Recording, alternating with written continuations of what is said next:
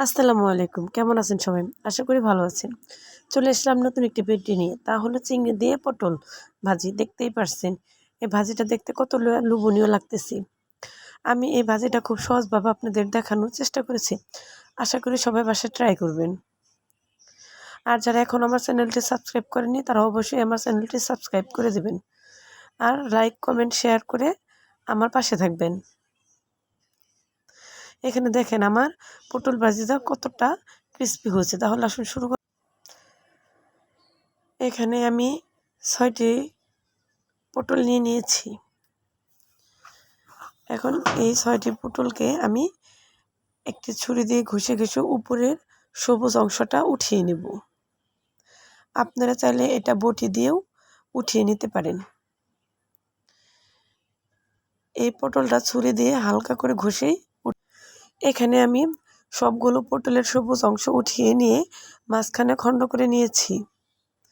আপনারা দেখতেই পারছেন যে আমি উপরের পাতলা সবুজ অংশ শুধু চেঁচে ফেলে দিয়েছি। এখন এইগুলো আমি একটি চা চামচ নিয়ে পটলের মাঝখানের যে নরম অংশ ওই নরম অংশটা উঠিয়ে নেব। দেখেন এখানে আমি সবগুলো পটলের খণ্ডর মাঝখানে নরম অংশ উঠিয়ে এক জায়গায় রেখেছি। এরপর এখানে আমি নেব 1/4 কাপ পেঁয়াজ এবং নিয়েছি কয়েকটা রসুনের কুচি এবং নিয়েছি 7 থেকে 8টা কাঁচামরিচ কুচি আর নিয়েছি কয়েকটা চিংড়ি মাছ। আপনারা এগুলা আপনাদের পছন্দ অনুযায়ী কমিয়ে বাড়িয়ে নেবেন। তারপরে চুলায় আমি একটি প্যান বসিয়ে নিয়েছি। প্যানের মধ্যে তেল দিয়ে দিব 4 থেকে 5টির মতো শুকনা মরিচ। শুকনা মরিচটা ভেজে এখানে আমি দেব রসুন কুচি।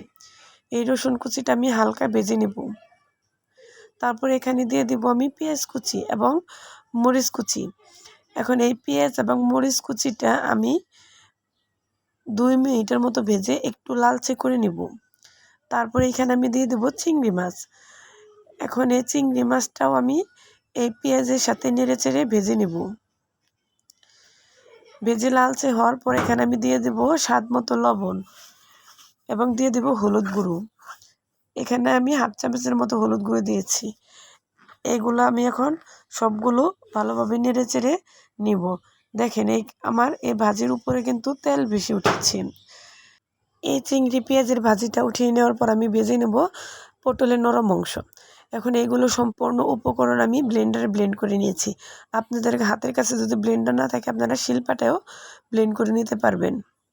এই ভর্তাটা এতটাই মজা হয়েছে যে মনে হচ্ছে এই ভর্তা দিয়ে আমি 1 প্লেট ভাত খেতে পারবো, কিন্তু না, এখানে আমি একটা কাজ করব। এখানে আমি আগের থেকে যে পটলের অংশগুলো রেখেছিলাম এখন ওইগুলোর মধ্যে আমি সেই চিংড়ি এবং পটলের বীজের মিশ্রণটা দিয়ে দেব। এগুলো হাত দিয়ে সুন্দর করে চেপে চেপে আমি ভিতরে বসিয়ে দেব। এটা কিন্তু হাত দিয়ে ভালোভাবে চেপে চেপে দিতে হবে, নয় কিন্তু যখন ভাজতে যাবে পড়ে যাবে। এখন আমি সবগুলো পটলের মধ্যেই এই চিংড়ির মিশ্রণটা ভরে নিয়েছি। এরপর আমি চুলায় আরেকটি প্যান বসিয়ে নেব। প্যানের মধ্যে দিয়ে দিব আমি তেল। এই তেলটা দিয়ে আমি পুরো কড়াইয়ের মধ্যে তেলটা ছড়িয়ে নিব। এই তেলটা ছড়িয়ে নিয়ে আমি কিছুক্ষণ তেলটা গরম করে নেব। গরম করার পরে এখানে আমি দিয়ে দিব সেই পটলের খণ্ডগুলো। এখানে আমি পটলের সবগুলো খণ্ড দিয়ে দিব। দিয়ে দেওয়ার পর এখানে আমি ঢাকনা দিয়ে চেপে 5 থেকে 10 মিনিটের মতো রান্না করে দেব। এই পর্যায়ে কিন্তু চুলার হিটটা একদম লো আঁচে রাখতে হবে।